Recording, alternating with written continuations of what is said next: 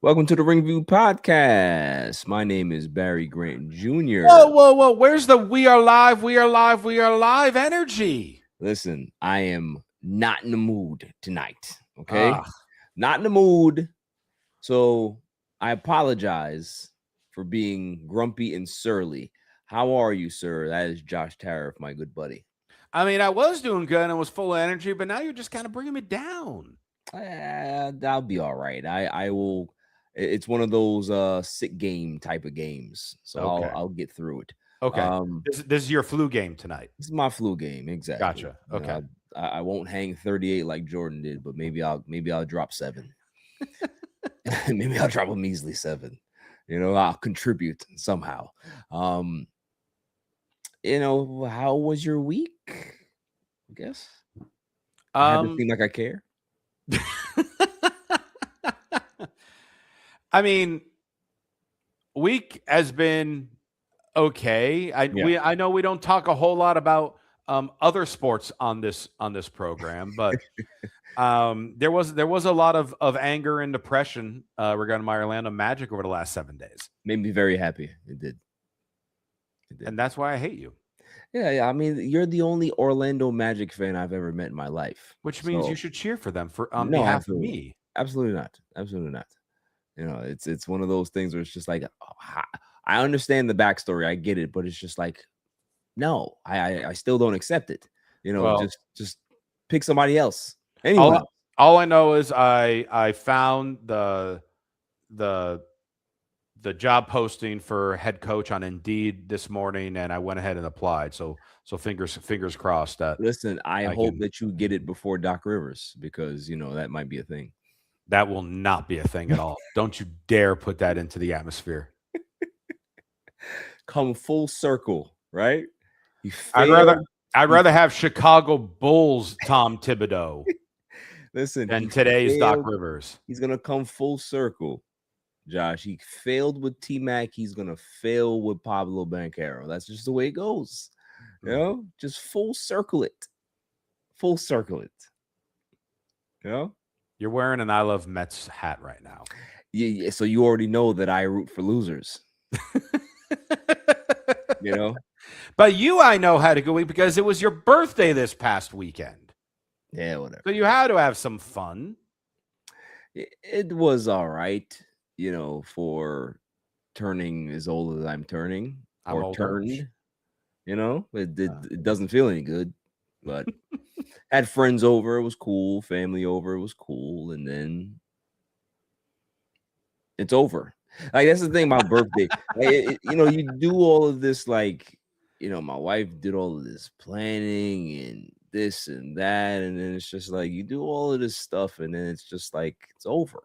Mhm. That's why for me, like I've never really been a big birthday guy. It's just like, why are you going all going going crazy to do all this stuff for what? You know, just give me a handshake and leave me alone. Like that's A that's birthday my thing. handshake and then you're on your way.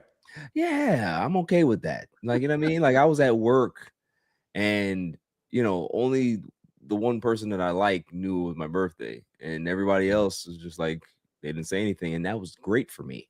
I don't Mhm. like when people celebrate my birthday. It bothers me, you know. So Gotcha. I'm a surly old man. What do you want me to do? Yeah. You And just I'm gotta even you gotta act young. Gotta be no, young and vibrant like me. no. I can live vicariously through you, sir. Mm. I like to be miserable and feel old, and that's all right for me. And when these wrestling shows have made me even more upset because they're so bad lately. Oh, Um, they have been aging us like crazy. Absolutely. SmackDown, we're going to briefly talk about that and all the misses that they had there. The misses that Monday Night Raw had, the go home show for Backlash is just like, what is happening? And then we are going to preview Backlash as well as the releases that continue to piss everybody off. And this one Mhm. really pissed me off. Mhm. Me as Um, well. so we will go ahead and go into it. So I guess we will start with SmackDown, sir. What do you got for SmackDown? Oh, well, if we're starting with SmackDown, I guess we gotta go with the, absolute beginning of it that had the absolute debut of Ricky Saints that Who? Ricky Starks. Oh, because the reason why I asked who is because Yep. that's how the crowd reacted. Yeah, that was weird. So Cody's cutting a promo saying he got medically cleared. So good with that. And then all of a sudden, Ricky Saints' music hits. And this is not any type of shot to the people in Tulsa, Oklahoma. But if you're trying to have one of your like former NXT champions make their debut, especially like going face to face with the champion of that brand, the quarterback, you typically want that to either happen in some big city, somewhere international, or that wrestler's hometown. Right. Tulsa, unfortunately, is not any of those things. The only thing that I like Tulsa for is the Tulsa King. Well, like for example, like a week ago where we talked about Laredo, Texas, when Roxanne wrestled, like that was just insane. I mean, so if this happened to be around New Orleans when Ricky Saints made his debut, crowd would have went insane. Yeah. But so he's coming out, he's talking to Cody. A key area in here is he mentions to Cody that you and I have crossed paths before. But if there's anyone in the crowd that doesn't watch AEW, no one knows, like, why would they have crossed paths before? I don't understand. Right. Did Cody go to NXT? Was Cody NXT? I don't like when have they met? I don't know. So do that, and then Cody challenges, like they get challenged to a match, and that match happens about an hour later, non-title match, which Cody then beats Ricky Saints clean. Right. And that was that. So I don't know what the hell they're trying to do with Ricky Saints, because now you had him debut, talk trash, and then immediately lose clean. And then when the match ended and Cody was, posing with the belt, Gunther came out and took out Cody and then held the title up. So they're obviously setting something up between Gunther and Cody. But even in that situation, not to cut you off, is like, all right, you debut Ricky Saints, you have him go against Cody, and then he loses clean, and then instead of having some type of handshake or some type of notification or type of, hey kid, like good match, we get Gunther that goes in there and it completely nullifies Ricky Saints. So is he now a jobber? Did you just job him out in his first night of SmackDown? That to me was just like, what are we doing? Like, that's all of this would have been completely saved if Gunther caused a DQ. Right. If Gunther attacked Cody before, like he's setting up for the Crossroads, Gunther came out and attacked him. Yeah. All right, DQ, blah, blah, blah, blah, blah. I'm not saying then you align Ricky Saints and Gunther or anything like that. But, like Ricky Saints can go do his thing while Cody and Gunther feud. But then Saints can eventually come back and say, hey, you never beat me. You didn't pin me. Right. To eventually try to set it up again. No, instead, nope, got pinned. And then, as you perfectly stated, became the afterthought there. So I don't know what they're doing with Ricky Saints. You would think you would have an idea from the debut, but if they had him immediately debut against a champion and then he loses clean in a non-title match and then is the afterthought like that, where the hell does he go from here? And it's crazy to have that type of question when someone has one appearance, but that's how they set this up. Yeah, because it's like, who do you... Obviously, you have debuted him as a heel. Yes. So there's really no place to really put him right now because you could put him against Trick, but that's too early. You don't want to make him look bad against Trick. Right.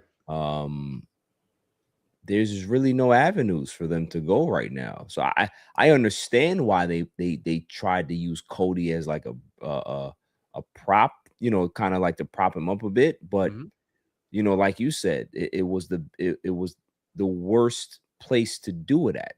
Yeah. Do it somewhere where, and again, just like you said, I'm not trying to disrespect the fans of Tulsa, but it's like y'all behave like y'all had no idea what was going on. And maybe you're not the most knowledgeable wrestling fans that can really understand what's happening, and they might have to redo this somewhere else. I don't know. Ricky Saints is talented, very talented, and they're gonna have to try to figure out a way to put him in position to make him look strong. It's not gonna take a while just because he's so talented, right? But this was not a good debut, and and I was just like looking disappointed. at the other people that have recent, your Trick Williams, your JC Jane, your Sol Yeah. Ruka, your Ethan Page, all these people, when they just suddenly debuted over the last few weeks, instant credibility. Yeah. And it doesn't mean that it's instant credibility for winning. Sol Ruka lost her debut as Right. well.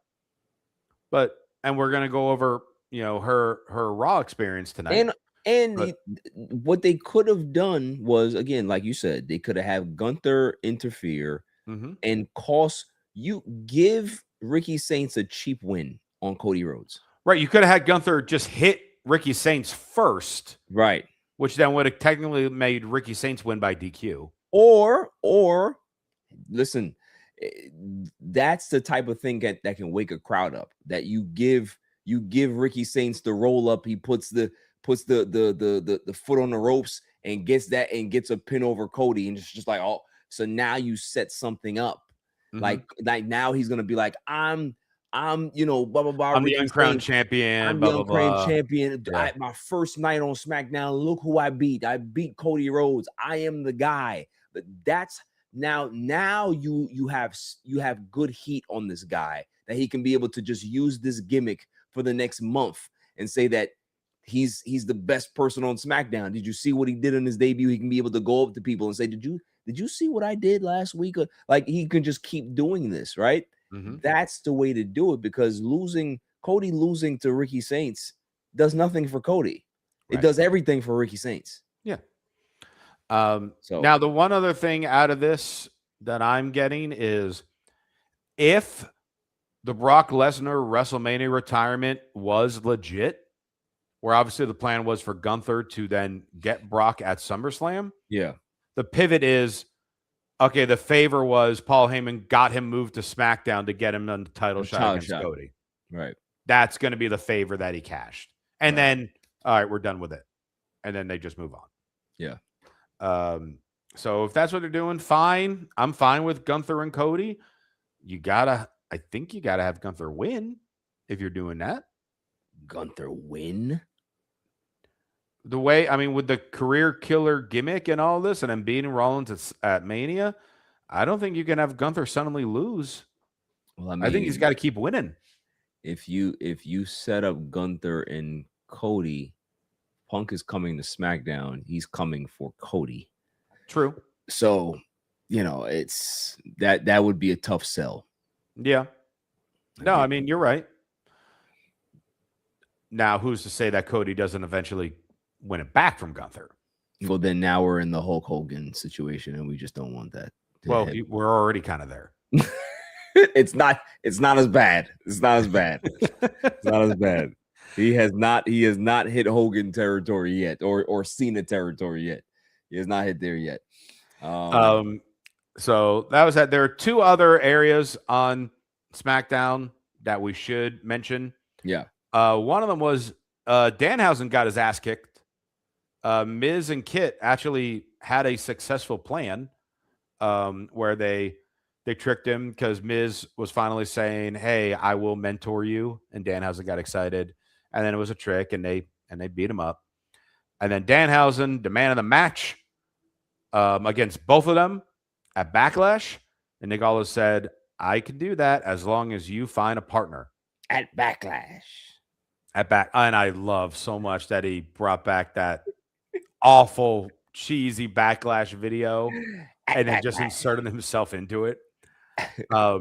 And he's offering 400 human monies to anyone that's that'd be willing to be his tag team partner. And before we went on the air, you immediately said the simple, most logistical option. I will let you mention that after I just do the fun ones that we know are not going to happen. Yeah, sure. So there are fun ones, and then there are silly ones, and then there are the ones that would make us rip out our eyeballs. Right. And those options were, oh, well, you can have Royce Keys do it. Okay, that makes sense. Fine. Hey, Cena announced he's going to be at Backlash, and they did the thing at Mania. Could have We Cena. could do this. Although, If you could Cena, convince Cena to somehow get out of retirement to do the goofy match. although he said he would never get physical again, we never say never in wrestling. That's right.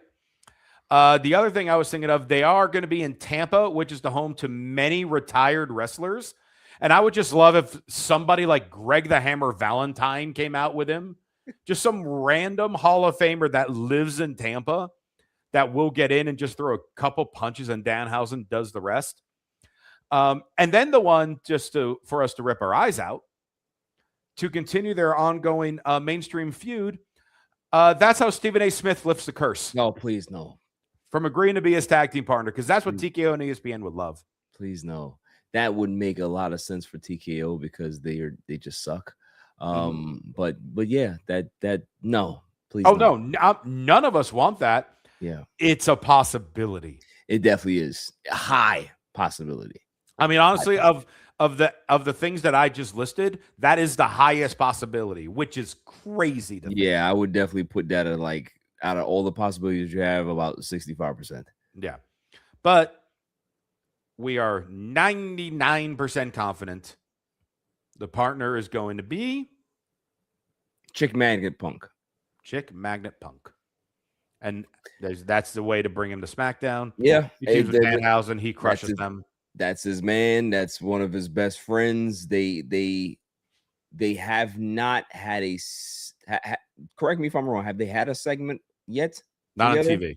They've had backstage stuff. Backstage segment. Well, like backstage stuff on social media. On social media, but not actually on the actual programs, either SmackDown or Raw. So this, to me, is a good way to obviously keep Punk babyface, be a nice surprise, and have him debut for SmackDown, because that's where he should be, and that's where he will probably be for the next year. So we can get Punk and Cody at some point.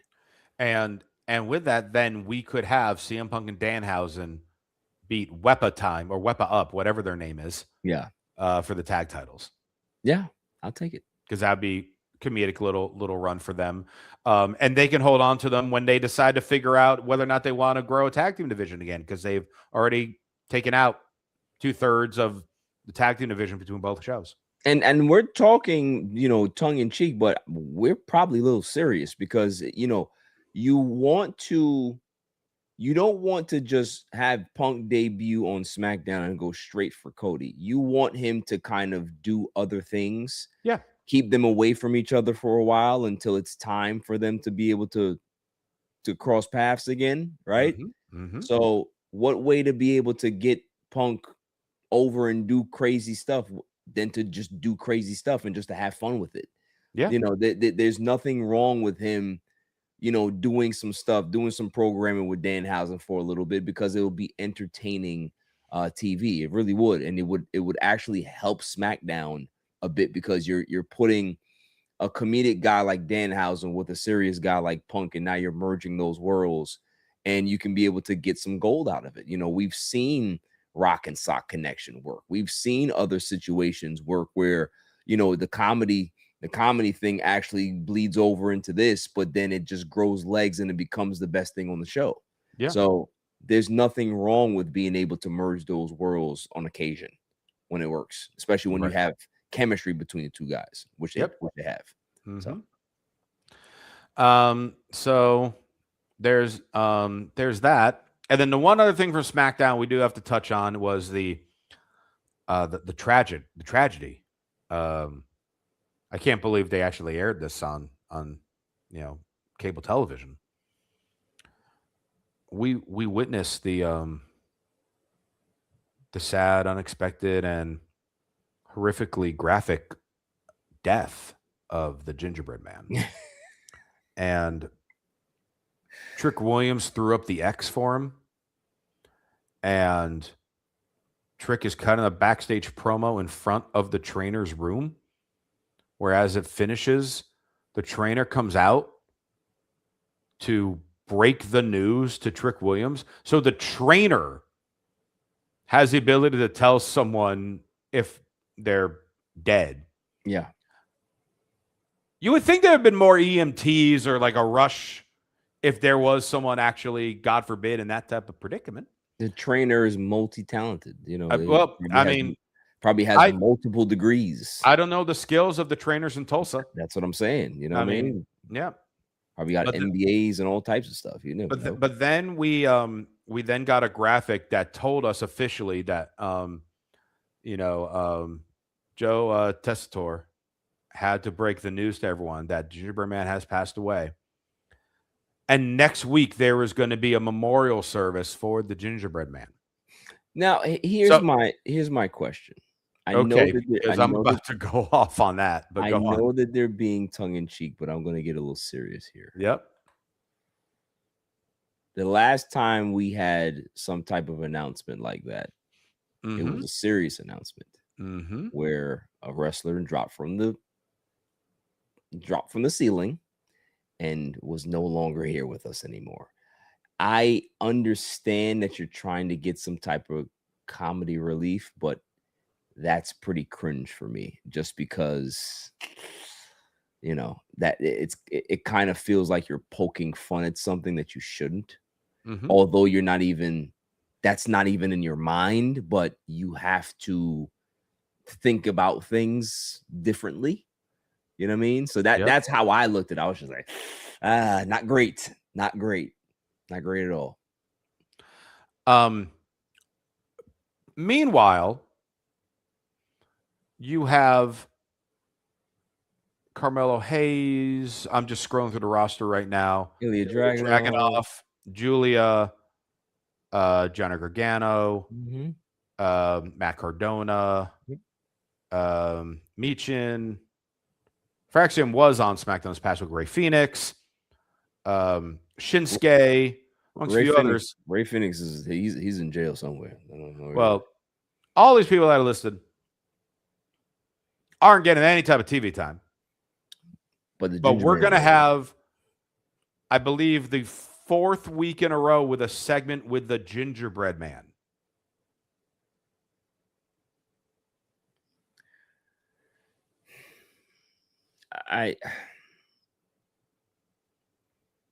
If he doesn't get rise from the dead like the Undertaker,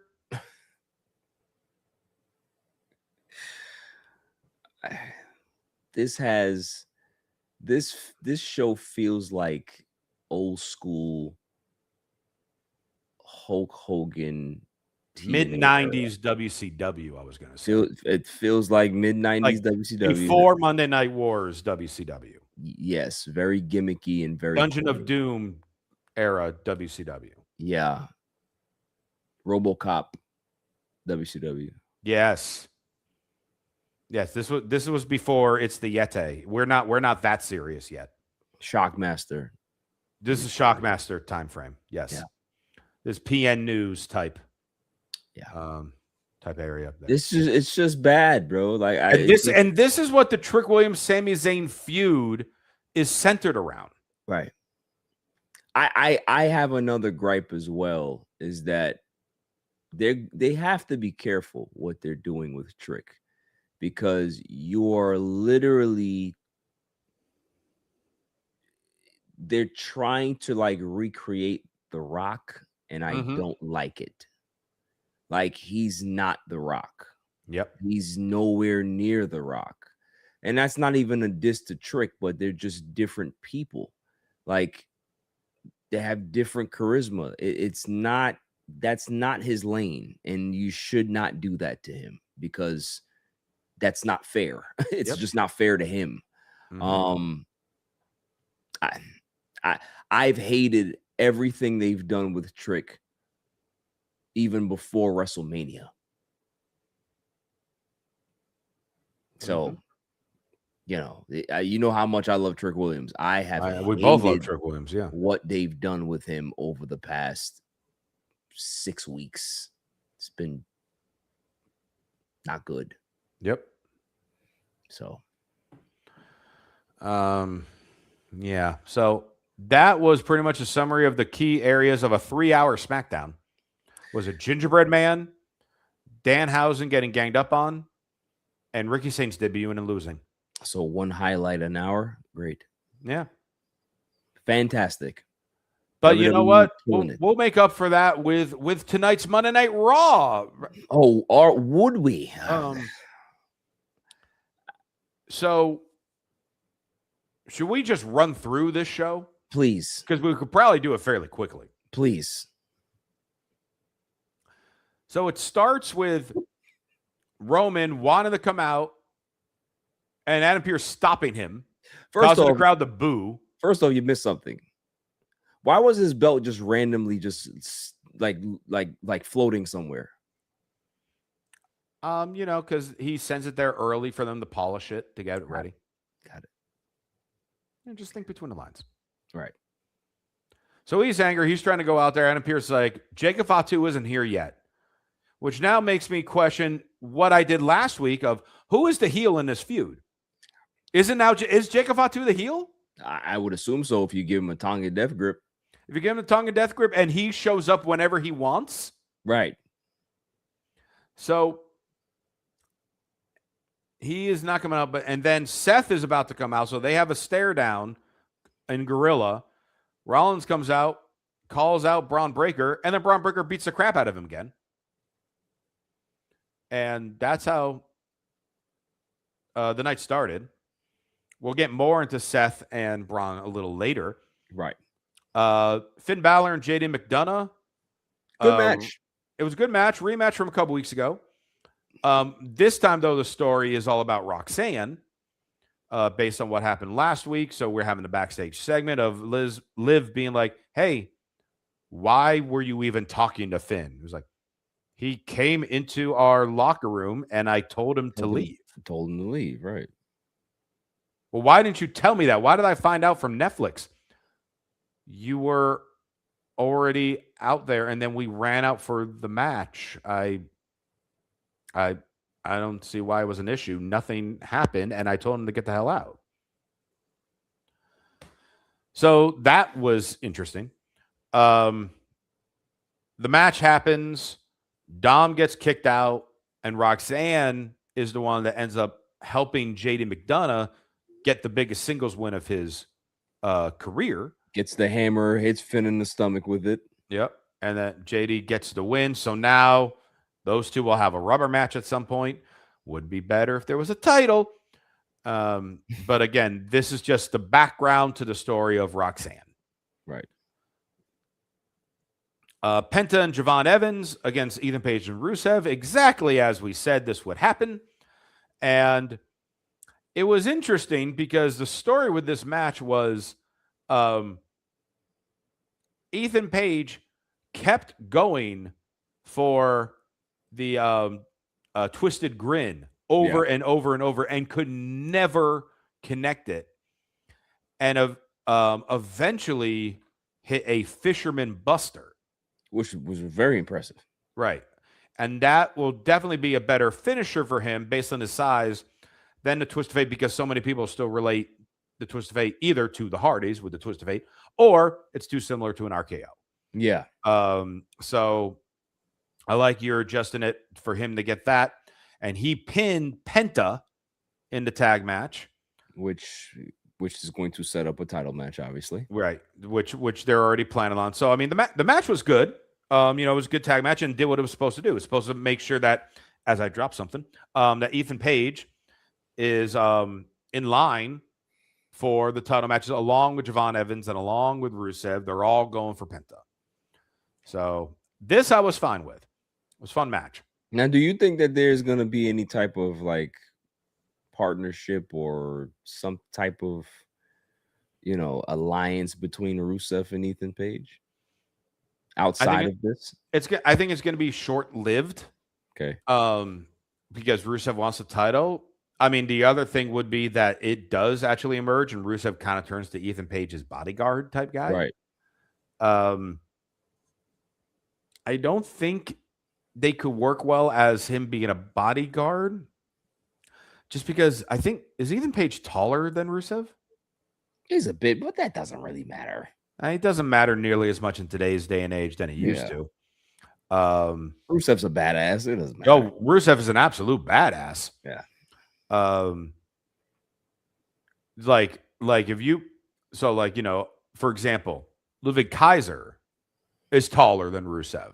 Right. But if you were to put someone like Rusev behind someone the size of Ludwig Kaiser, there you can have that dynamic of like the badass bodyguard.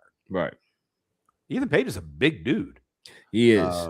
So I don't know. We'll see. Then we have our first of what I felt like were 3 different types of contract signings tonight. When Sol Ruca officially joins Raw, and she is so talented, and she tried so hard to cut a promo. I love the fact that you're so nice. I'm trying to be so nice because she's love so that. talented. She's so athletic. She's cut good promos before. I was gonna text you while I was watching this. You did text me while we were watching it. That's right, I did. See, I completely forgot. I'm getting old. And what did I say to you, Josh? Well, I'll give you the exact verbiage. Your text to me said, and I quote, this is a quote from Barry Grant Jr. The words that I'm saying are not my opinion. They are Barry Grant Jr.'s. Sol Ruca is vanilla on the mic. Yeah. Like you said, she tried, but boy, it's just she's normal, but she's normally better than that. Yeah. I mean, she was better when she, had her debut with Liv. She was much better. Now, what can you be able to kind of take from that? Was she kind of taken aback from Becky? Because I think Becky was feeding her layups. Yeah, she was trying to feed her layups. And she just really didn't get the cadence. She didn't get the time or anything. She just really didn't take the cues at all. And I think it was one of it could be one of 3 things in my opinion. Now maybe a combination of the 3. Yeah. Where one, and I could be wrong on this one, so people who watch NXT on a regular basis, please correct me. I feel like they changed their music slightly because I don't remember there being voices singing in it like there were tonight. Okay. That could have thrown someone off. We've seen new music throw off wrestlers in the past. Number 2, this crowd, while in a number of areas in Omaha was super hot, the Omaha crowd overall was great. So I don't know if the response that she got made her falter a little bit. And the third was, oh my God, I'm starting the program and doing a promo with the best talker in the women's division, and Becky Lynch. What am I doing? Might have just got deer in headlights a little bit,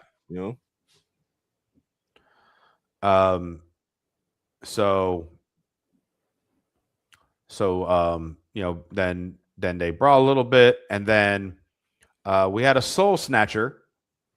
Although we've seen it's the coolest finishing move in WWE today. It was not her best one. Correct me if I'm wrong. Has she ever botched that move before? Because I've never seen a botch. I don't remember. I'm sure it has been because it's such a difficult move to do. I've seen it so many times. I've never seen her botch that bad. And now it kind of plays into what you were saying. I think that she was just a little bit nervous, just because of, she's now aware that the promo probably is not going that well in regards to her side, how the crowd is reacting, that they're not reacting, but it's kind of very somber. And then now you think that you might have to make up and be able to like hit a perfect soul snatcher, and it just doesn't,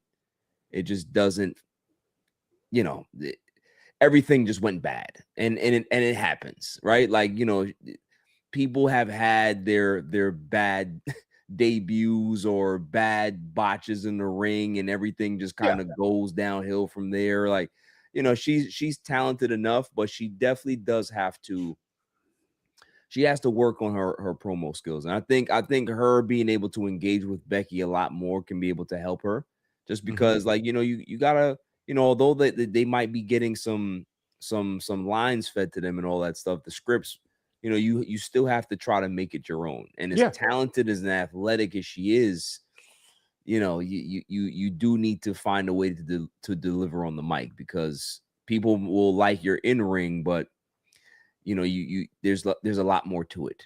Yep. You know what I mean? Like, she's right now, if she doesn't improve, she will just be in Jeff Hardy realm, and you Mhm. you don't want to be there. Well, yeah, as good as he was just god awful on the mic. So yeah. Yeah. Um, After that, we get Joe Hendry versus Austin Theory. And this starts off with Joe Hendry come back from commercial in the middle of the same song he did last week. So again, we had, or 2 weeks, what was last week or 2 weeks ago? Last week, where Yeah, he last had week. the song. Yep. So 2 straight weeks where we had firings over the weekend. We do a segment doing a parody of, hey guys, let's fire Logan Paul. And Logan Paul coming out angry saying, I'm untouchable. I can't be fired. When all these other people are getting fired. Yeah. Now, the crowd was completely into it. Crowd ate up Joe Hendry, which is great. Yeah. Why did we do this? Why are we having him involved with the tag team champions? Yeah, I don't understand it. It's just like it's a hodgepodge. That's all it is. Like, if you're going to have Joe Hendry on your TV, there's no reason to hodgepodge him. He's good enough to be able to carry something by himself. If you want to just have an individual program between the two, there's nothing wrong with that. Braun Breaker is having an individual program with Seth Rollins. Why can't you let Logan Paul do the same thing? Like, they can be able to carry it and be very, very compelling with each other. There's nothing wrong with that. And I would love for Joe Hendry to go back to his TNA days, where he's making videos of people mocking them. Yeah. That would be great. You know what I mean? Mhm. Because, like you said, the crowd is eating this up. So just keep Yeah. going into it. There's nothing, you don't need to include the Street Profits. You don't need to include it's just like, oh, why? And we don't even really understand why the Street Profits are there. They haven't spoken yet. Mm-hmm. So, okay, you're back, and you're telling us that you want the tag team titles, but can we hear something? Can we get something outside of you just hodgepodging from somebody else's segment? Yeah.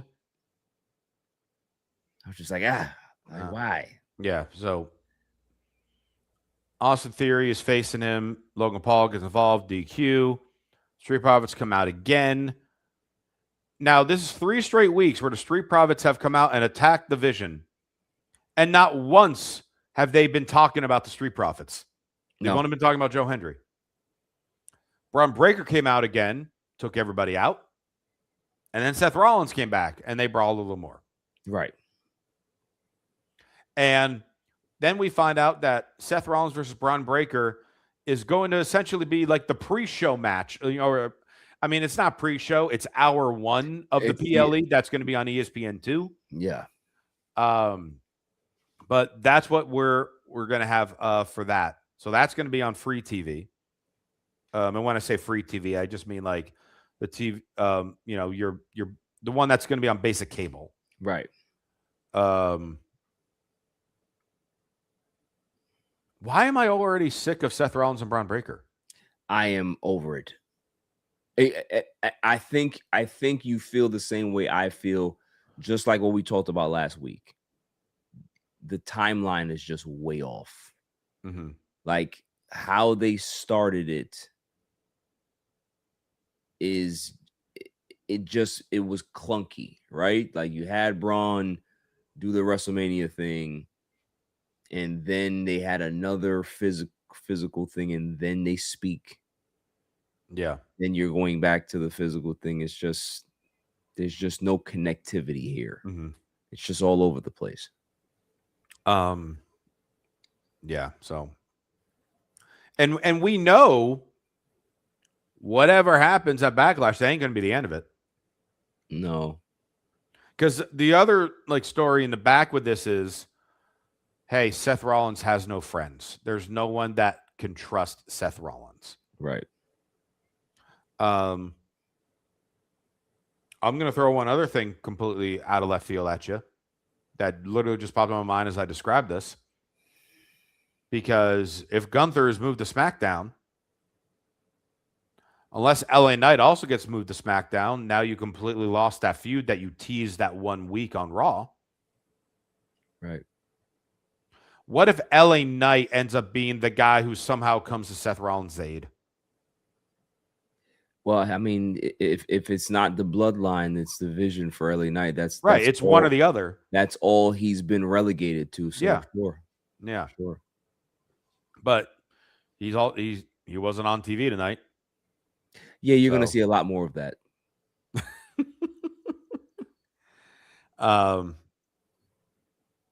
Then came the segment that I think the crowd was waiting for all night, which was the Oba Femi Open Challenge. Who? Oba, Oba, Oba. Crowd losing their mind. Oba, who is going to be the one to step up to the ruler? I don't want to brag about how often I am right on this freaking show. You did call it. But I called exactly this last week. You definitely did. Tozawa originally starts coming out, and then he steps away, and Otis comes in, and the crowd pops. Yeah. Why? Because everyone loves Otis, and they never freaking use him. Right. And Oba was excited. The crowd was thrilled. Like, oh, we're getting Oba versus Otis. Like, anyone thought for a second that this will be a competitive match. But we love Otis, and we're giving him a shot, and he's big, and Oba's bigger. Right. This is going to be crazy. Oba threw him around like he was Tozawa. When he hit him with the signature, I was like, oh, nah, this dude is a monster. He threw him like he was nothing. Yeah. And then set him up on a rope so he can get him up for his fall from grace power bomb. Oba beats him in 2 minutes. Now,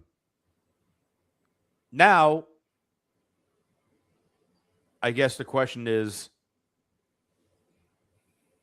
we were teasing, oh, you have 1 week Tozawa, 1 week Otis, and you'd leave at least the first 2 weeks down of this. Well, you brought both of them out for the one, so we know we're not going to get Tozawa next week.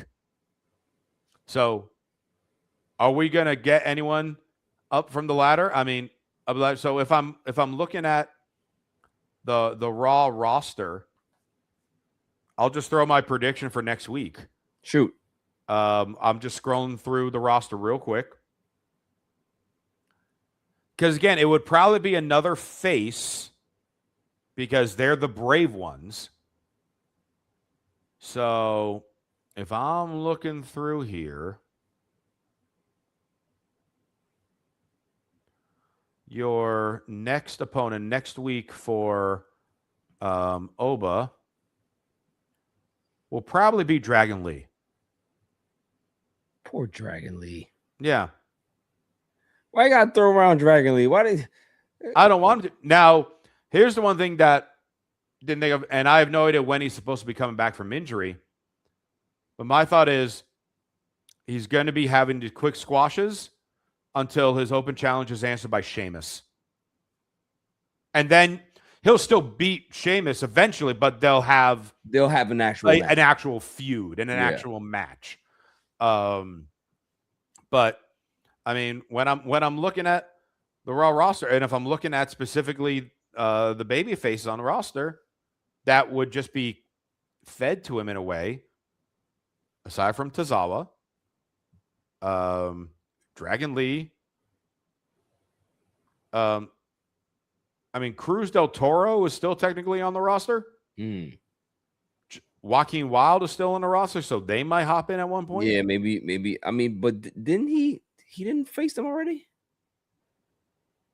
I don't remember if he did. I don't recall. Well, not since the Open Challenge was announced. No, not since the Open Challenge. But I mean, so unless like you also have anyone like from NXT show up or things of that nature, right. Those are like the only other, like. And I don't like saying jobber to those guys because they're really, really talented. And they shouldn't be jobbers, but that's how they treat them. But that's where we would go with that.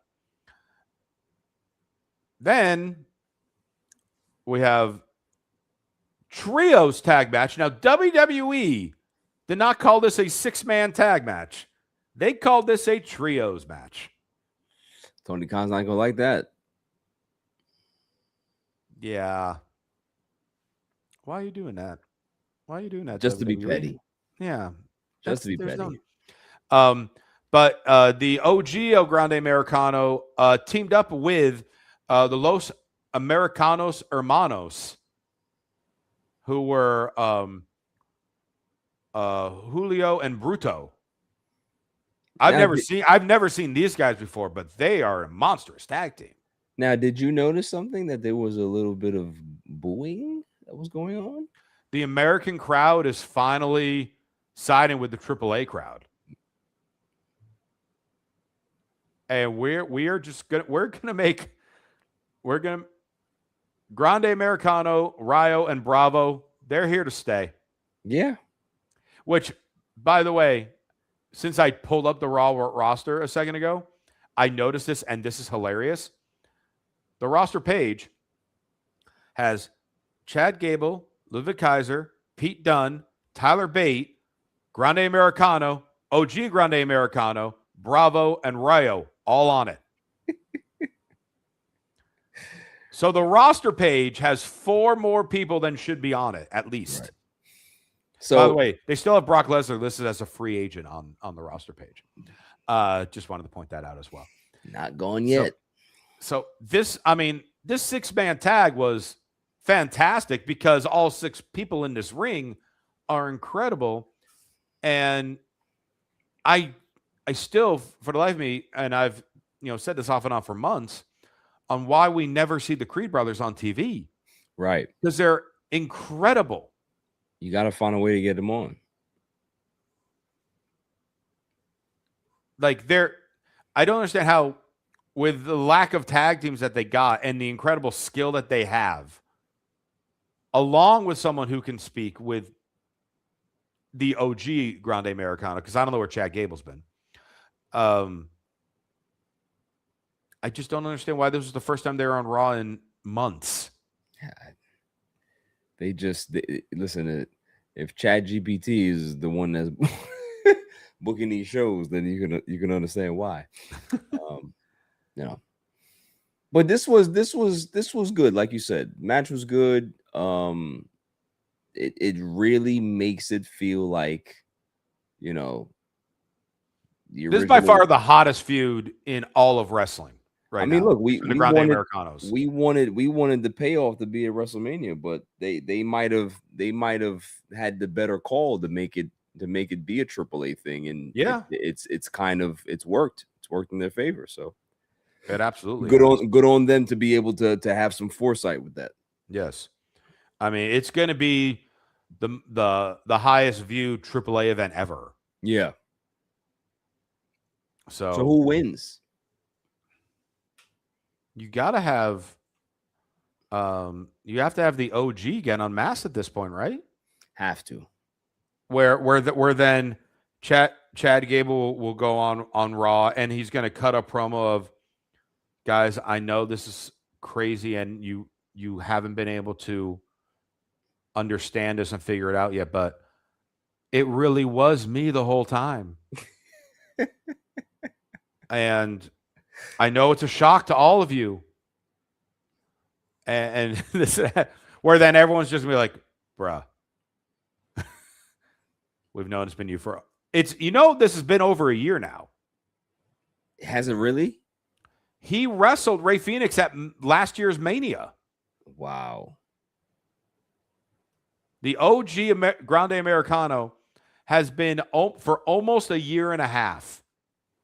By the time this match happens, and if OG were to lose, that will end this year and a half run that we did not see Chad Gable on TV. Wow. Now, again, a good chunk of that, he was out with injury. But that's going to be like, since we saw Chad Gable in an actual match. Yeah, it's been a while, man. Like, I just hope that once he comes back, they allow him to be, because obviously he's going to have to be heel, right? Has to be heel. He 100% has to be heel, and he 100% has to finally win a singles title. Yeah. Now, do they just go back to what they were doing before, him in the Alpha Academy? Like Team America or whatever they were called. Or whatever they call it, yeah. I mean, if that gets the Creed brothers on TV and actually gives them a push, then sure. Yeah. Ivy Nile as well, because she's been getting better and better also. Right. But yeah, you're right. They definitely have to give Gable a title at this point, let him run with it. And I think he would do a fantastic job. Yeah. As Intercontinental Champion. Yeah. Whether it's IC on Raw or you move the group to SmackDown, and if he's the one that beats Strick, you're right. I'm perfectly fine with that. Yeah. We then get a backstage, or like not backstage, but like pre-recorded segment, which was kind of like a contract signing with Asuka and Io, where it was half Japanese, half in English. Yeah.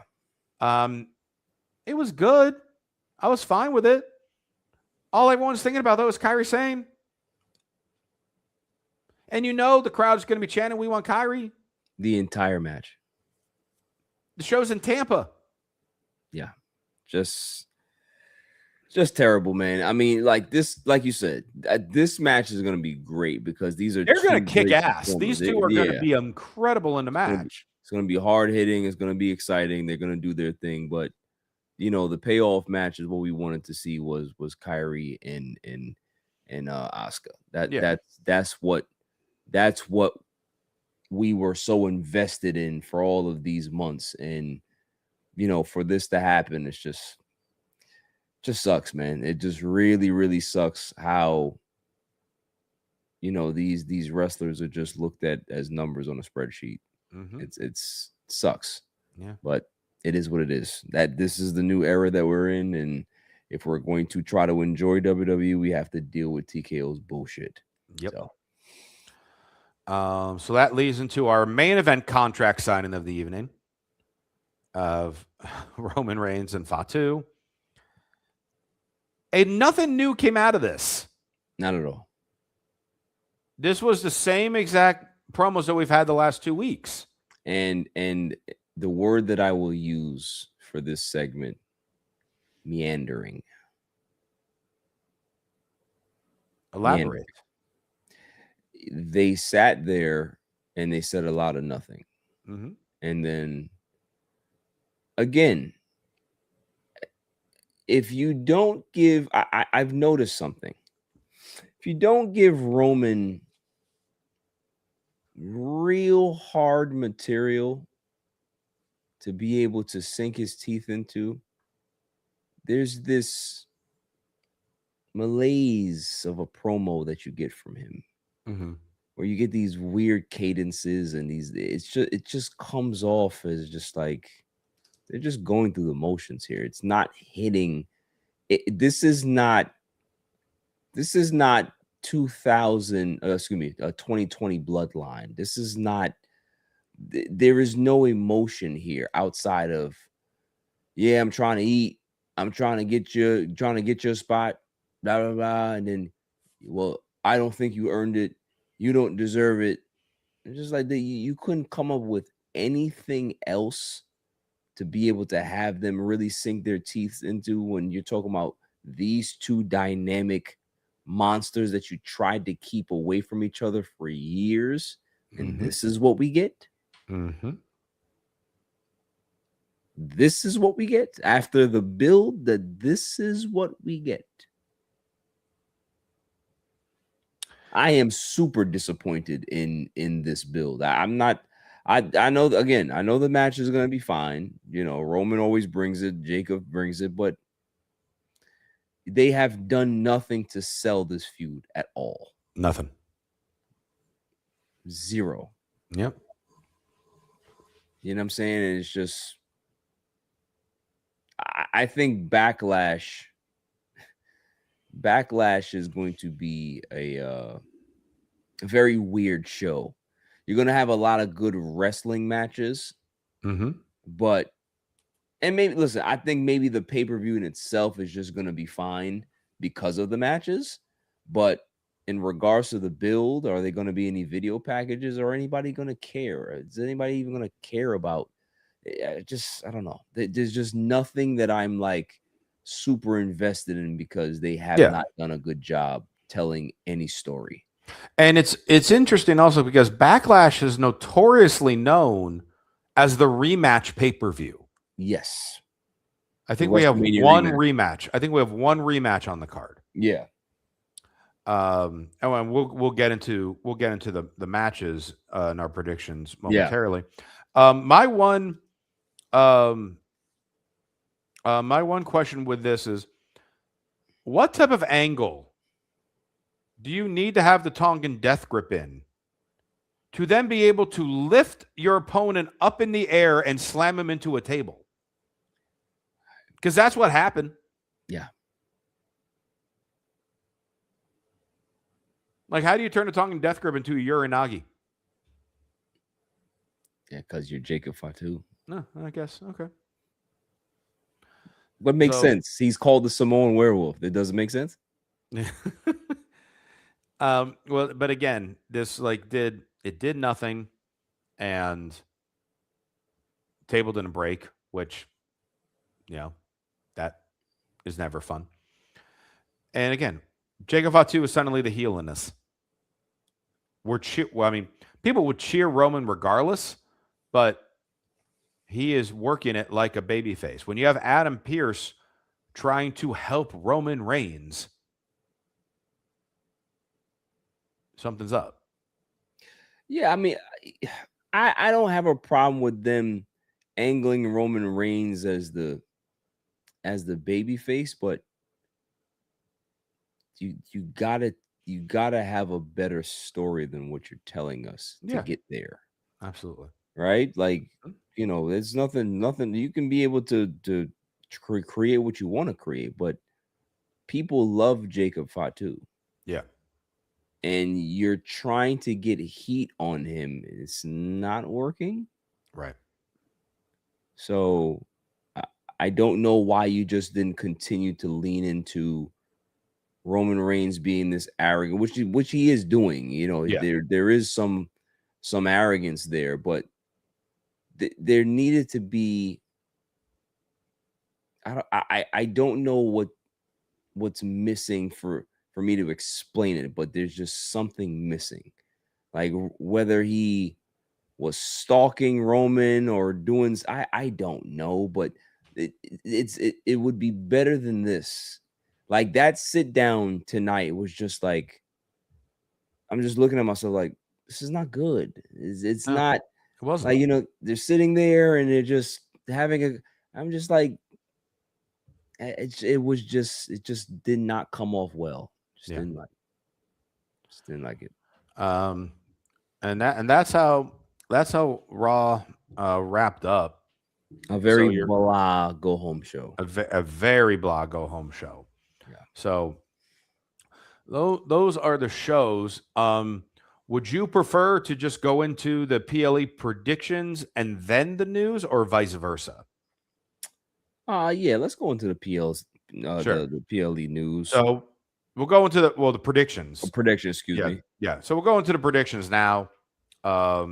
As of right now, there are 5 matches announced, so there might be one more Oh, that's we announced. got 5 matches, not 4. I mean, there Wow. might be one more on SmackDown too. We might get up to 6. Man. So the matches. So first, also, the one that we know was going to be on ESPN2, Seth Rollins versus Braun Breaker. Yep. I have a feeling Seth is going to win this one because again, it's going to continue on. Yeah, I think you've seen him, you've seen Braun get the best of him for what was it 2 weeks in a row now? Last 2 weeks or so, yeah. So yeah, I can see Seth Rollins finding a way to win. I don't know. You think this is gonna be a one-on-one match, or do we get a hodgepodge? I think it will be one-on-one, and then Vision will gang up after the match. Okay. Because you're going to have it stretch if this is going to be the ESPN match. You're going to have to give it the time. Yeah. So I say Seth wins it. Also, will then prevent Seth from losing back-to-back PLEs. Right. Yeah, I think I got Seth winning 2, and then Vision come and beat him up, or Braun's in there doing whatever, and then all of a sudden somebody comes to help him. Yeah. And we'll see what that is, whether it's LA Knight or he has something else up his sleeve. Mm-hmm. Which, if he's the visionary, he should. Yeah. So tag team match, not tag team titles, because why will we have those defended on a PLE? Yeah. The Miz and Kit Wilson versus Danhausen and his mystery tag team partner. The mystery tag team partner could be Barry Grant Jr. for all I care. Danhausen's winning this match. He's definitely winning this match. Now, does Danhausen get the pin over Kit Wilson or the Miz? Danhausen will get the pin. If it is Punk, which it most likely is, he'll still hit the GTS on him, but then Danhausen will get the pin. Yeah, I think that it's best. And then you'll have Danhausen try to make Punk do the dance to his music. Probably.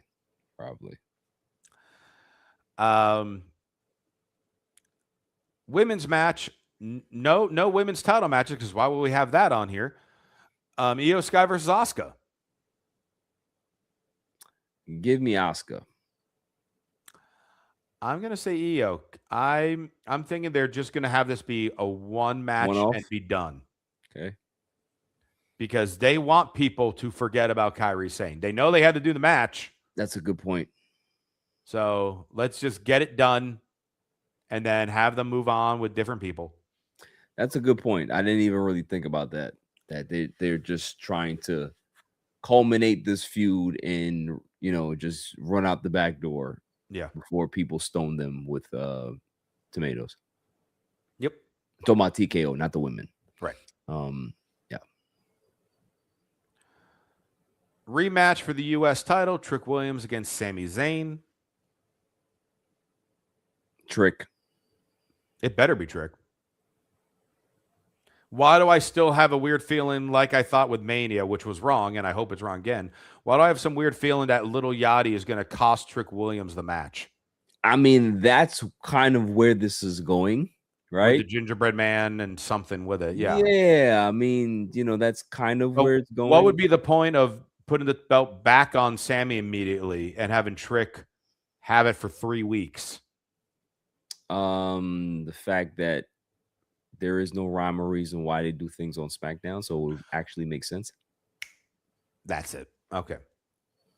So I am still going to say Trick with you just for my sanity. Same. We'll see. Finally, World Heavyweight title, Roman Reigns. Blah, blah, blah, blah. Let me try that again. Roman Reigns against Jacob Fatu. So this is definitely a caveat got thrown into this. Yeah. Where for how long, and you even were excited about it, how they advertised Roman Reigns to be there every Raw for like a substantial period of time. And then they were just like, oh, wait, the next PLE is in Saudi. Roman's not going to Saudi, so why do we need him on TV? Yeah, we're just gonna cancel the entire international loop for him. He's not Right. going. So Roman is not scheduled to be on TV in June. So it's like, wait, does that mean that Jacob Fatu might win the title? No shot. No. That said, Jacob Fatu it's going to be one of those scenarios where Fatu has the tongue and death grip applied, and Roman somehow does some counter where he is pinning Fatu while he has the death grip on. Mm. And Roman will get the pin, and that will cause Fatu to snap and beat the hell out of Roman. And then so Roman is off TV for at least 6 more weeks, at least until the Saudi PLE is done. Oh my God. And then the Usos are going to try to get, their vengeance on Fatu. So it'll be one of them against Fatu in Saudi. This is so bad. This is so bad. Yet how accurate does that sound? I think it's spot on. That's why I'm just like, I'm so over it. I'm just done. Like, it's just, I understand if you want to go ahead and keep him out, but it's just like you're not gonna have your world heavyweight champion on Netflix for 6 weeks. At least.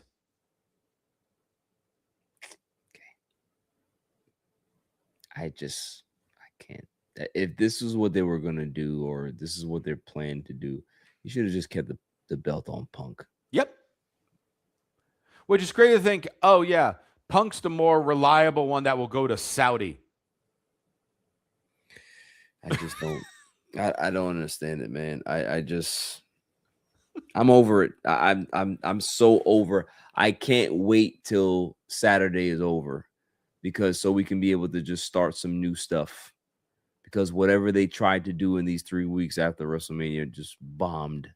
It 100% bombed. It just bombed. Like, this is going to be another. Now, granted, I don't think the actual pay-per-view in itself is going to bomb, just because you have good performers that are there.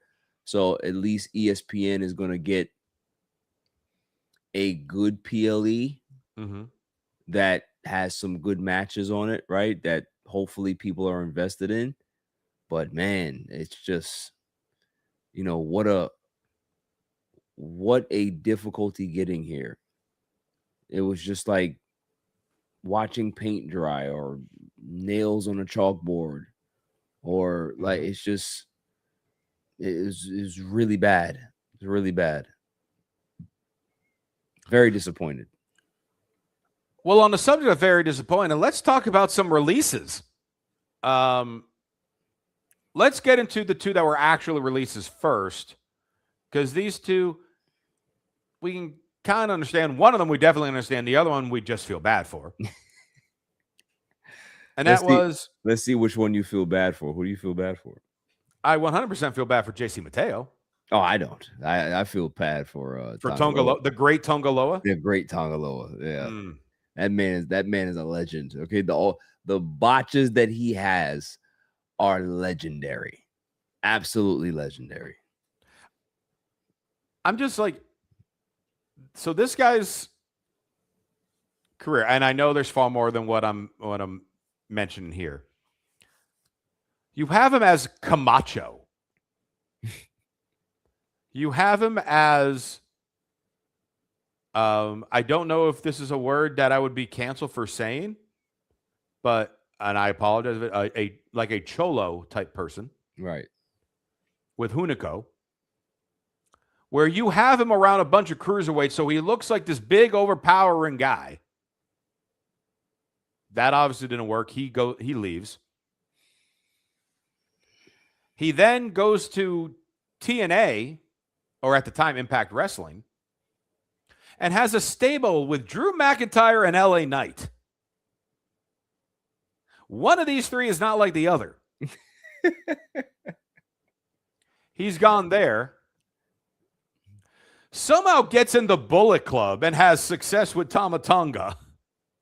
as a tag team, even though all the highlights you can find of their tag team matches are what is he doing?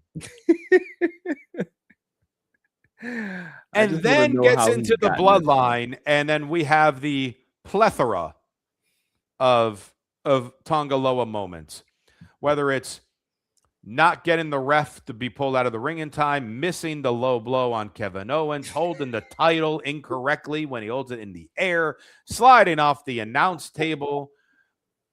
You name it, it's there. And there was a period where he wore an eye patch. Yo, I'm telling you, man. He If has there was been anyone of all these releases in the last 2 weeks that I was not surprised about, that's justified. it was Tonga Loa.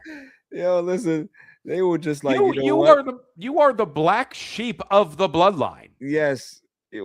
How can that be? They probably thought to themselves, they're like, "Oh, he's so bad that we can't even give him an invite to the performance center. We're just gonna let him go and just let him figure it out on his own because we're not gonna waste any performance center time on trying to get Did him they better." think they signed Zilla by accident and it was Tonga? Maybe I was he this bad before he got here, or is he just shot at this point?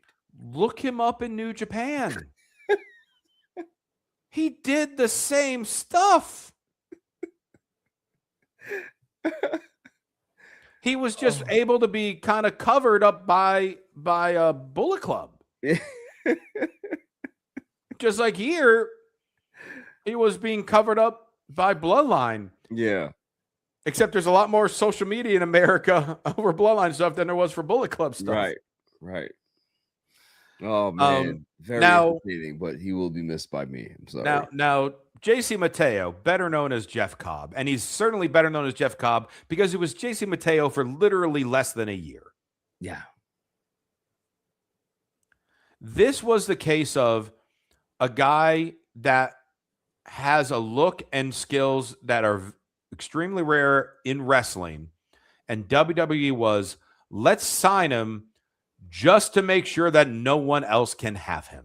Right. And what do they have? Hey, we don't really have anything for you, so let's put him in the bloodline. Let's put you in the bloodline, and which was immediately dead on arrival because all of a sudden we're like, wait, I didn't know Jeff Cobb was Samoan and is related.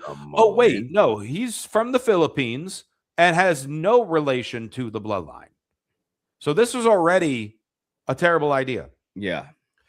In 1 year, he had 4 televised singles matches. That's crazy.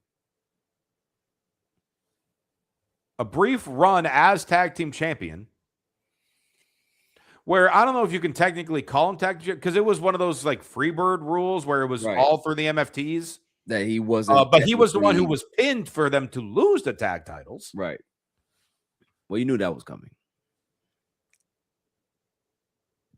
He never cut a promo. No. He never had a single promo in a year. No. On the main roster.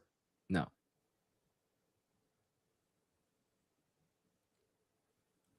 I don't know how you could have made this worse for him, where in a year he went from the most powerful independent like free agent guy to jobber, and now he's going to have to wait 90 more days to then try to come back as Jeff Cobb, whether it's in AEW, in New Japan, wherever he goes, because he's an incredible wrestler and he can talk if they gave him a chance. I don't know. And now he's just going to forever be known as, oh, he was that other guy that was in the bloodline, but not really. And that.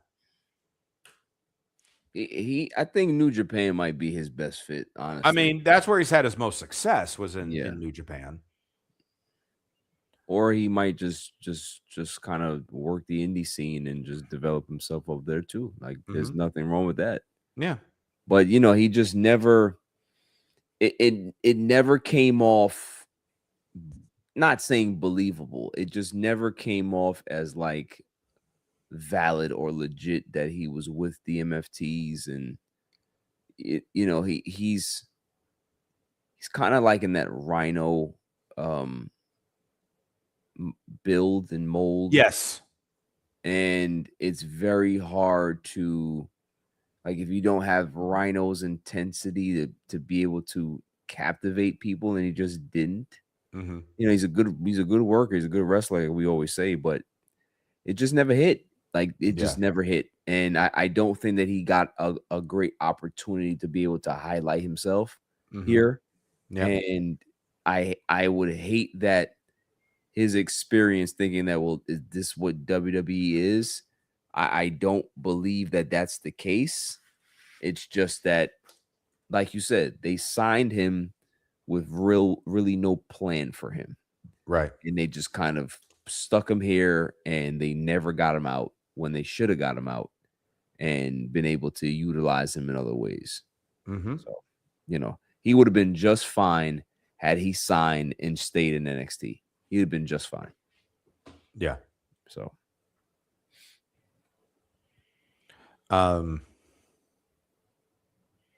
so there's those guys. Then there were two more. And at first, when the news broke, it was listed as release. Then it soon after came out as, no, they left because TKO tried to adjust their contracts and cut their pay. And these guys understand their worth and took a stand. And that would be the New Day. Kofi Kingston, gone from WWE. Xavier Woods, gone from WWE. I know we both have a lot to say about this. I'm going to let you begin. I think this is the biggest miscarriage of justice that we've seen in a very long time in the WWE, just because you have somebody, and and here's the thing, I don't like to play the card. I don't like to play the race card a lot. But this, to me, just feels different. Like, when R-Truth got released, it was just like, okay, R-Truth's been with the company for so long. Yeah. And, they got him back. But it's like, why does everybody else get to, I don't know. It just feels like it's so transactional for them, for certain guys. Like a Kofi Kingston. Kofi Kingston's been there since 2006, Josh. Mm-hmm. Kofi Kingston is one of their most decorated wrestlers that they've ever had come through their system. Xavier Woods debuted 2010. Yep. You don't think that they deserve more? So you think that just because they're a dollar figure on a spreadsheet, that you're going to lowball them? I mean, they did it on purpose. They lowballed them because they knew that they wouldn't take it. So they can be able to get those expenditures off their sheet. But for you to disrespect people like that, like, this company truly has no soul left. There's no family feeling anymore that WWE used to have. I know that Vince and others used to cut guys, and we always had releases, but it just felt different to me. For guys that have done everything in this company, have been the JC Mateos, they've been guys that were relegated and didn't have any work to do, and they were just like, all right, we're just gonna do our own thing, and I'm just gonna hang out with my friends and try to figure it out. And they got over being them. Yeah.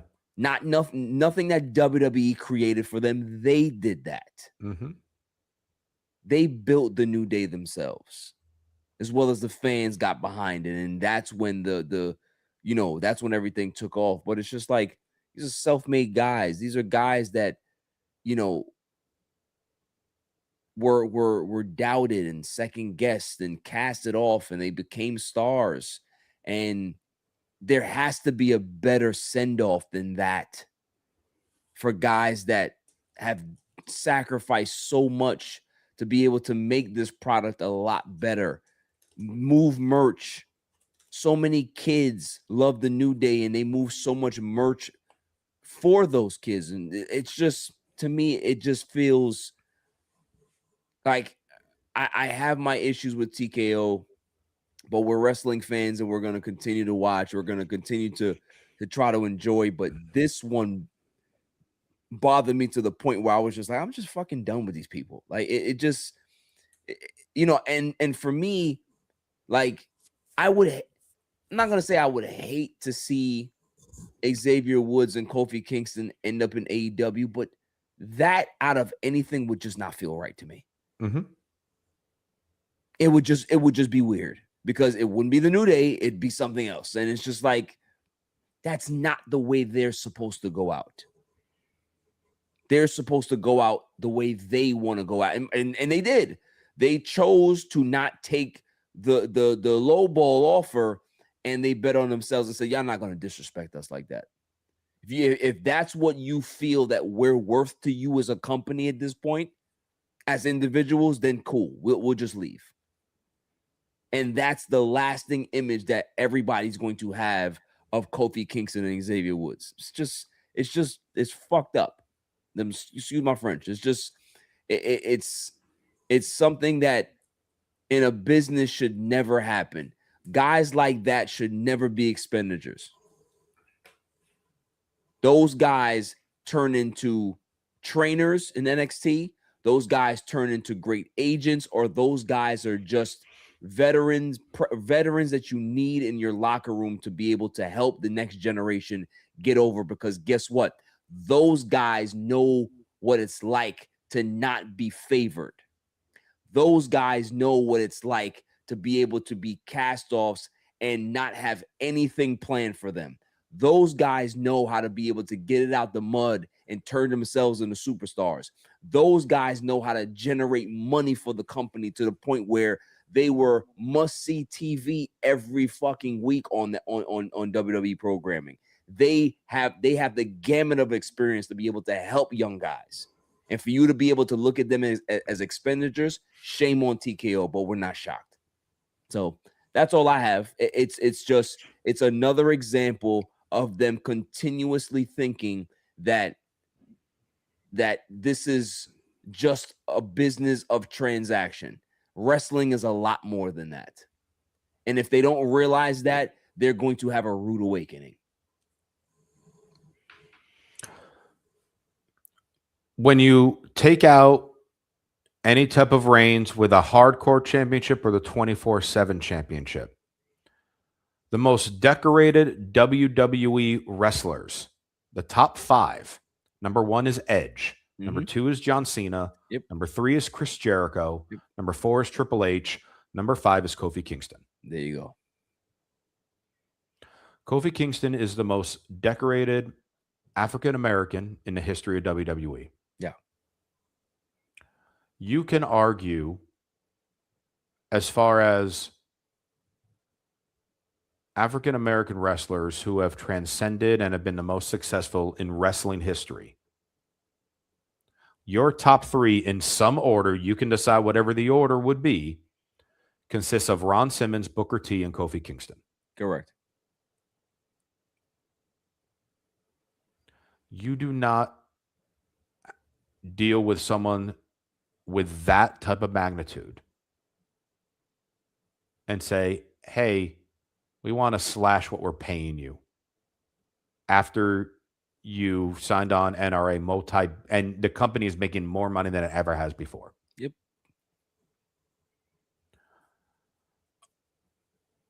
Two personal stories with Kofi Kingston that will combine. For many years, I would work in a comedic wrestling show called Wrestling Pro Wrestling. Brian Kendrick's brainchild, because Brian Kendrick is a mad genius.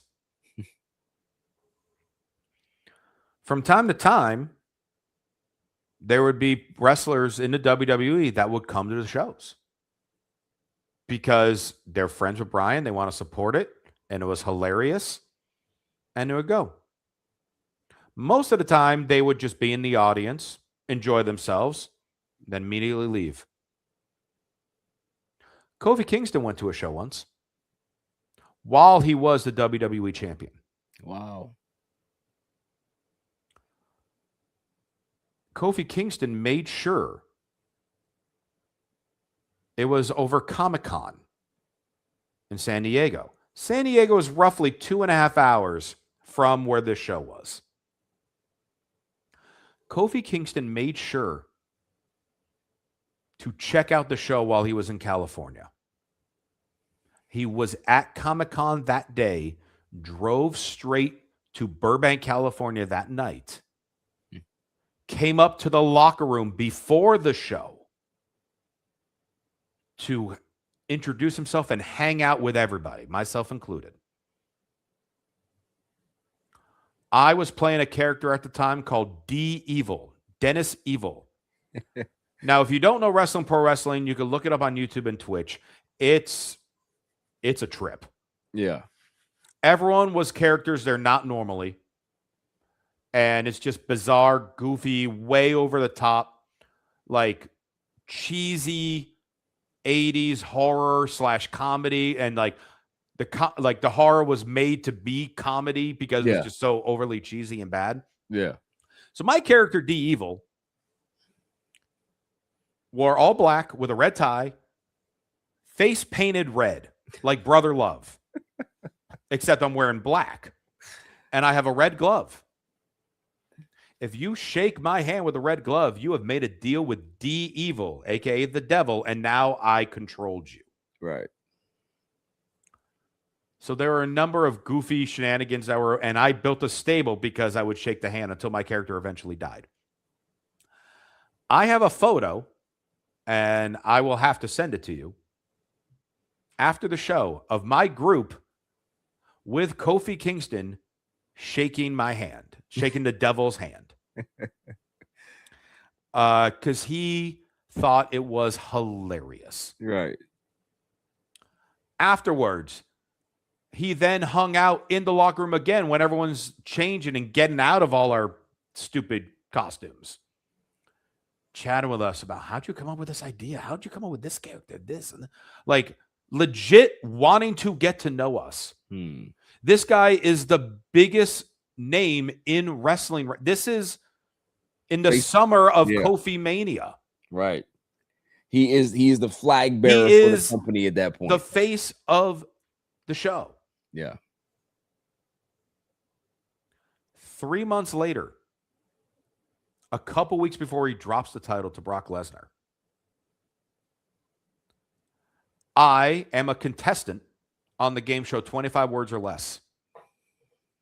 During WWE Week, as they get ready to premiere on Fox. So, for those of you who are not familiar with the game show 25 Words or Less, it's a game show in syndication where they have contestants paired up with quote-unquote celebrities. And you're trying to essentially make them guess words, but you will have a limited amount of words that you can use to make them figure out the words. Right. During WWE Week, they had WWE superstars as the celebrities. And my team was Kofi and Big E. And we took on the other contestant, and her team was Mustafa Ali and Apollo Crews. Nice. Kofi remembered me. That alone is pretty freaking cool, if you ask me. Right. So did he call you D Evil? Here's the thing. We're all mic'd up. So he can't be calling it out. I see. Because they don't want it to sound like I know the people. Right. For an unfair advantage. Right.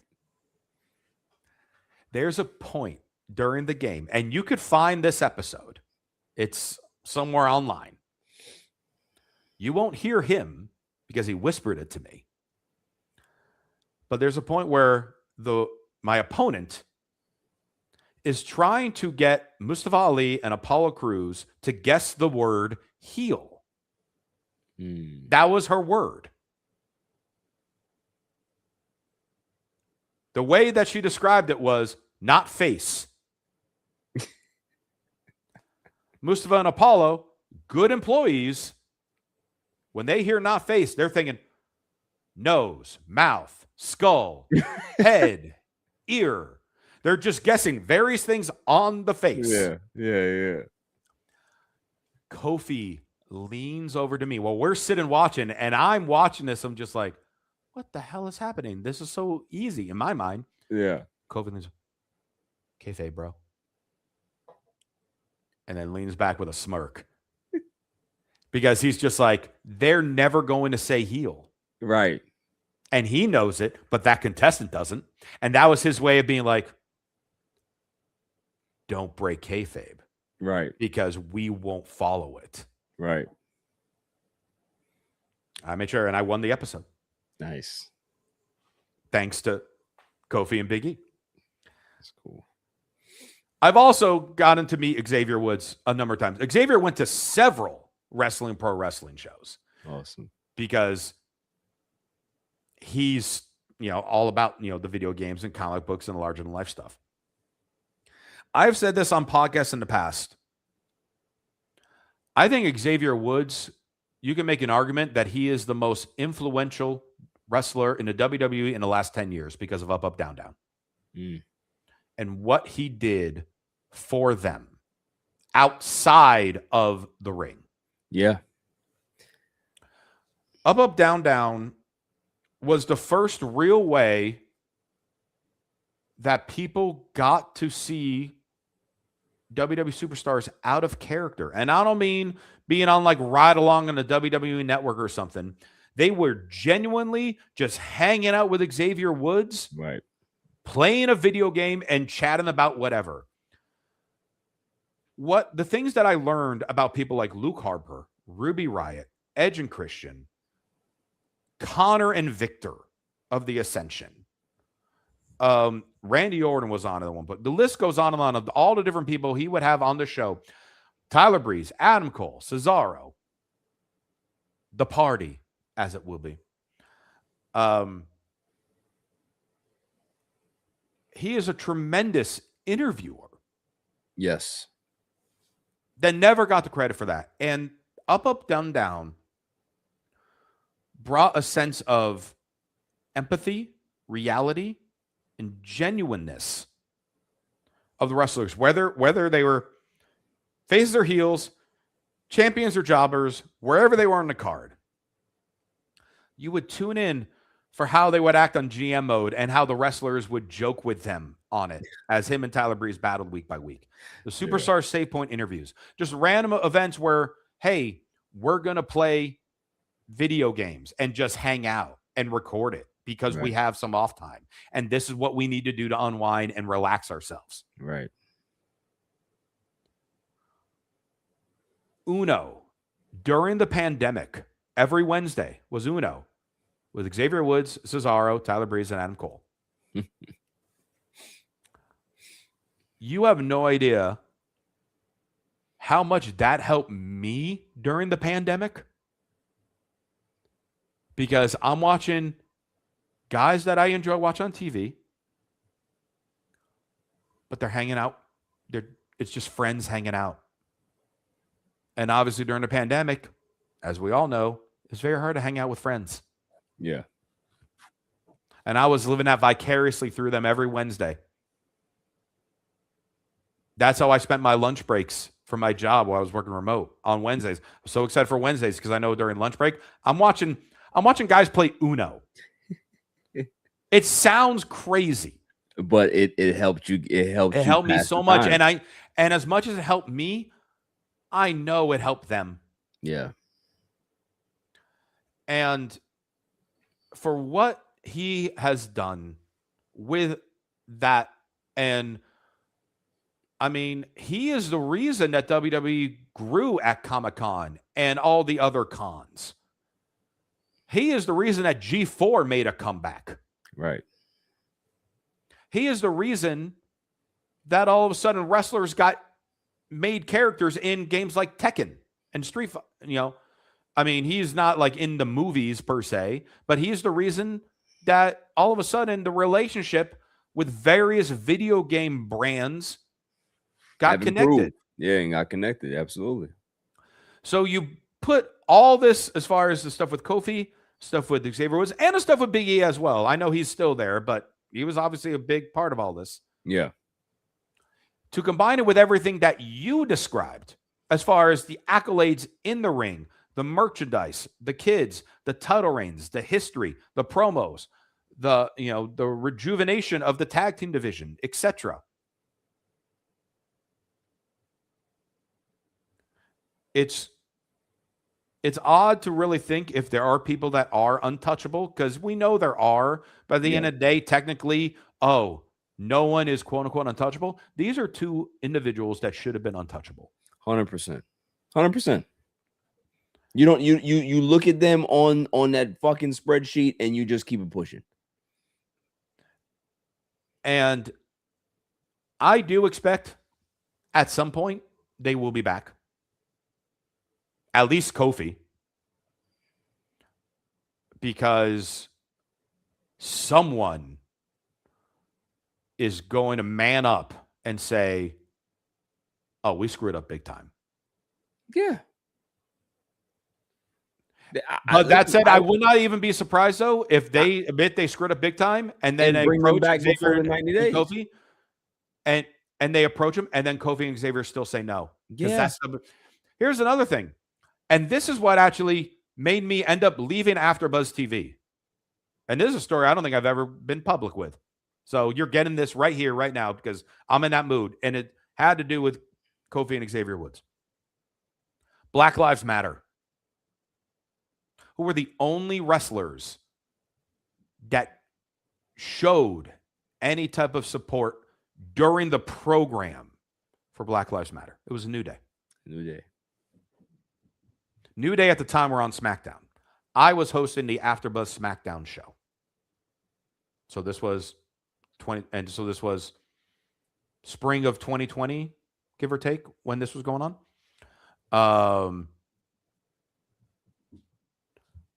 AfterBuzz takes a brief hiatus in support of Black Lives Matter things. And then they start bringing some of the shows back where they're also telling us, hey, let's make sure, though, that we're, talking about with support of Black Lives Matter and all that. I was like, yeah, no problem. Duh. We absolutely should be. The Raw after show's back. The NXT after show's back. But SmackDown is not. I reach out. And I've also looked at various shows that came back. And there were many that were never even mentioned in Black Lives Matter. That's a different story for a different day. But then I'm reaching out and I'm like, why is Raw back and NXT back, but SmackDown isn't? Well, at this time, you don't have any black people as your hosts. Okay. So therefore, you can't show the support of Black Lives Matter on the show. Let's come again. This is the only wrestling show where it's actually a topic during the show. Right.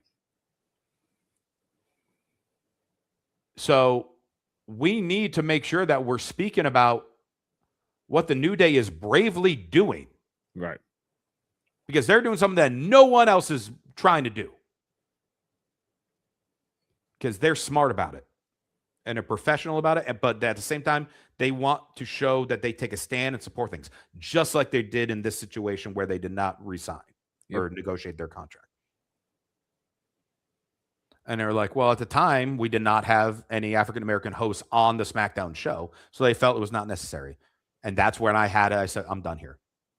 There are a number of other things over the years that was making me get more and more. But I'm like, that was I'm like, that's it. This is ridiculous. Because I want to publicly show my support for A, Black Lives Matter, and B, for the New Day, who are showing Black Lives Matter support during the television broadcast. Yeah, of course. because that's the type of impact that they made on me and on millions upon millions of people around the world. And for them to be nickel and dimed is nothing more than a damn shame. And both of them sent out like their tweets today. I think I sent you both of them. Yeah.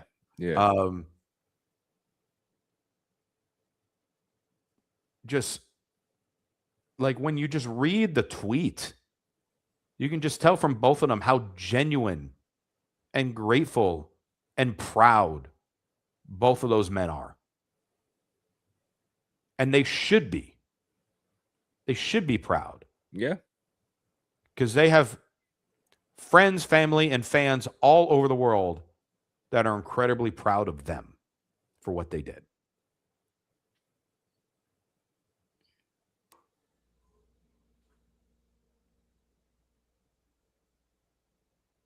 It's crazy, man. New Day rocks.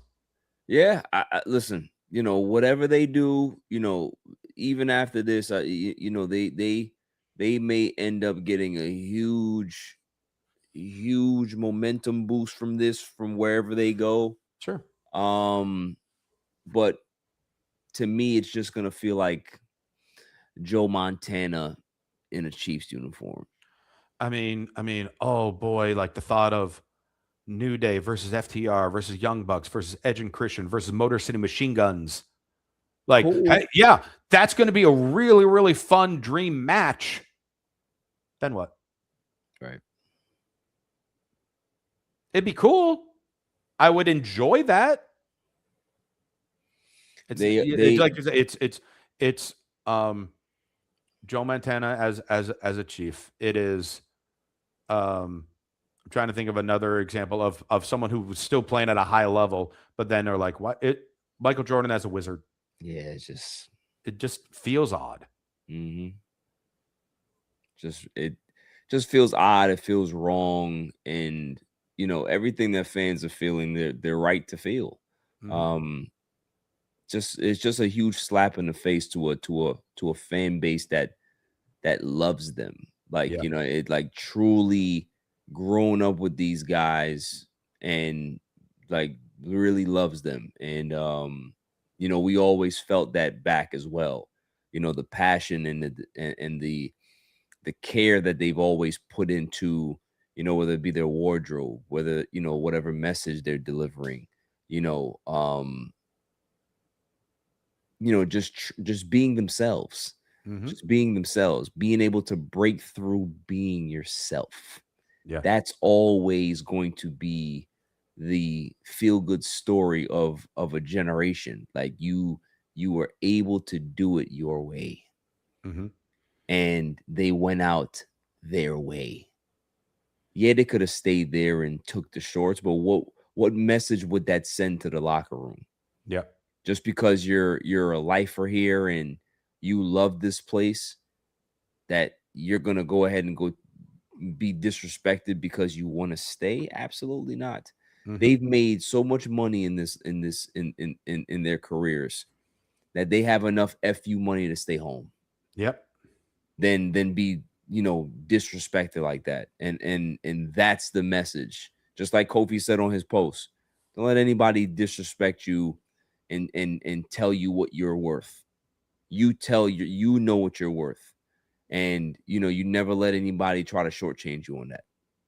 And that's the message. No matter what it is, whether you're working a regular 9-to-5 job and you feel nervous and you have a boss that is overbearing and they're micromanaging you, and you just you know your worth and you know that you deserve better, then go seek better. Yep. Don't sit there and be disrespected, because the more disrespect you take is the easier it is for them to continue. 100%. So check your WhatsApp, because I found the photo, so you can throw it up here real quick at the end.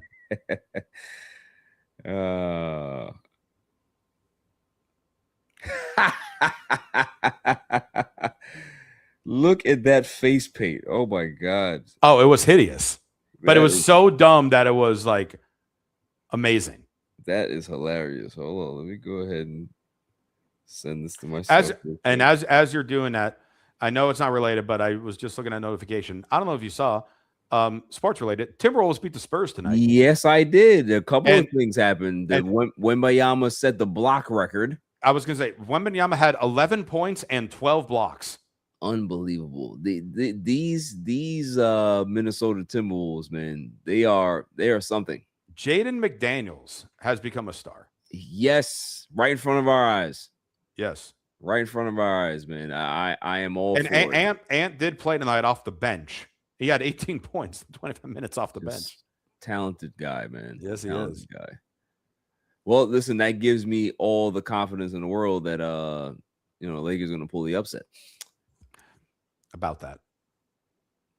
I will say this. Your If the team Lakers is no longer in it, okay? You don't talk to me about anything. You don't talk to me about anything. I could honestly see the Lakers pulling off a win in game 1. All we need is a split, baby. Only game 1. You stop it. That's Okay? the only one I can see him possibly winning. LeBron, all I gotta say is LeBron James. Well, LeBron's okay? incredible. There's no doubt about that. We got him. So anything can happen. That's all I'm saying. These playoffs are very, very unpredictable. You never know. All right.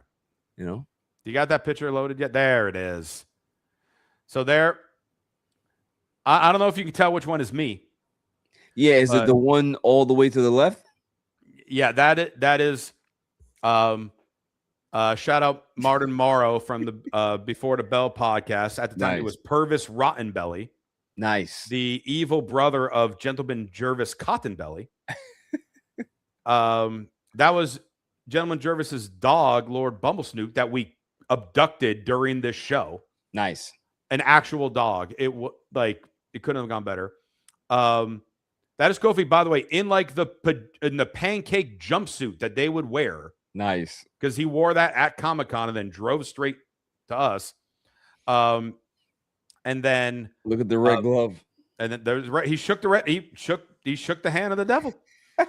And then the man who back then was known as the hobo, and this time the 9021 hobo. Nice. Because I gave him all the luxury that a hobo would ever want.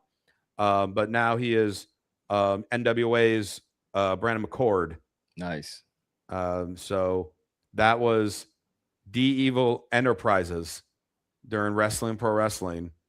That was Kofi Kingston, WWE champion approved. Wow, that's awesome. That's awesome. Now, how did you apply that face paint? Did you just do this to your face? I literally would have like the makeup brush, it's very similar to what Goldust and Danhausen do. Don't you dare compare yourself to Goldust. It was just as meticulous. It was literally me taking the thing and just going like this as best as I could to make my face. It was supposed to be the cheap brother love look. It was supposed to be the evil brother love look. You pulled it off. You definitely pulled it off. You really did. So yeah. Shouts to you, my friend. That's good. It's pretty good. And I will say this, and I've told Brian Kendrick this many times. Getting to play the role of D Evil was the most uncomfortable character I've ever done in my career, which made it my favorite turning point. Because it made me try to be a dark, evil guy. Now, in the case with this show, it's obviously all comedic, so I was just laughing at my evil stuff.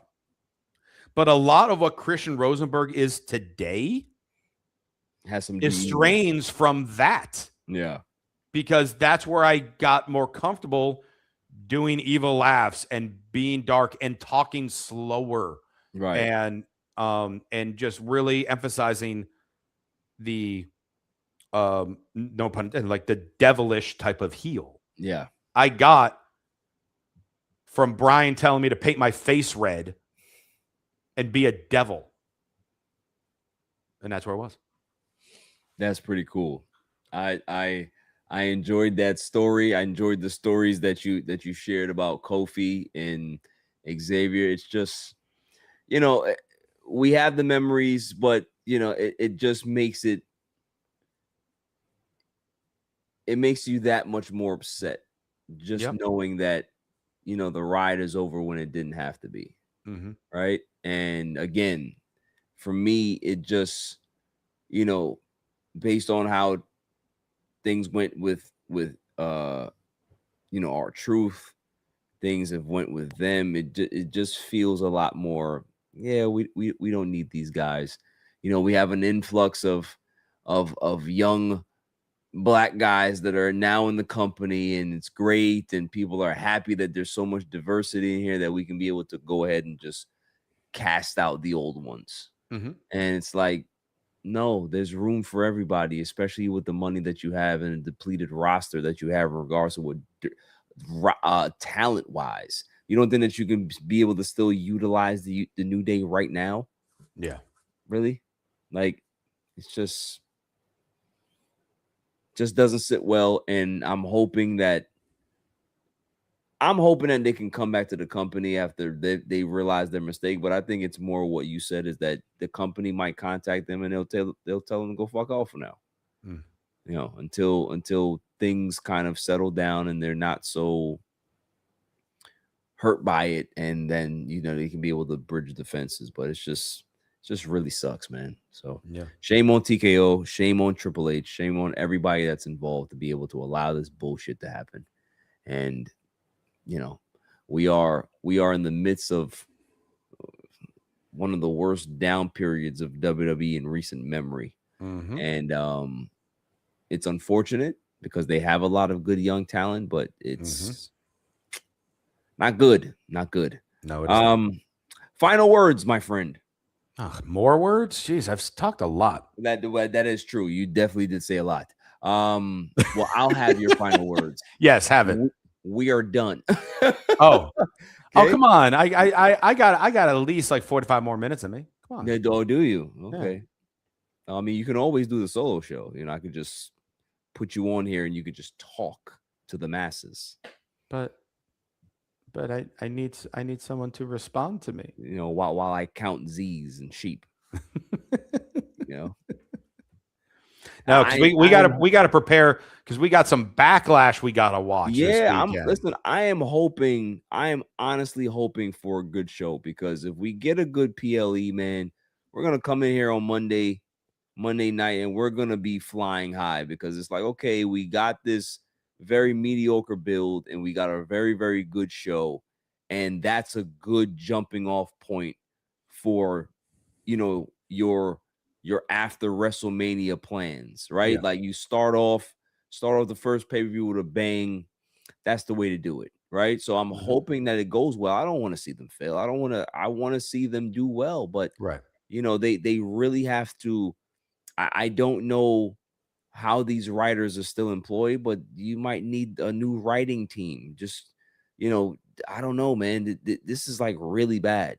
This Mhm. it's so bad that you forget that they get paid for this. Like, you would think that they would have like college interns that are just doing this for school credit. Like, it's that bad. Yeah. It's that bad. So, you know, I got nothing. All right. Well, then you go to bed and dream about the Mets, winning.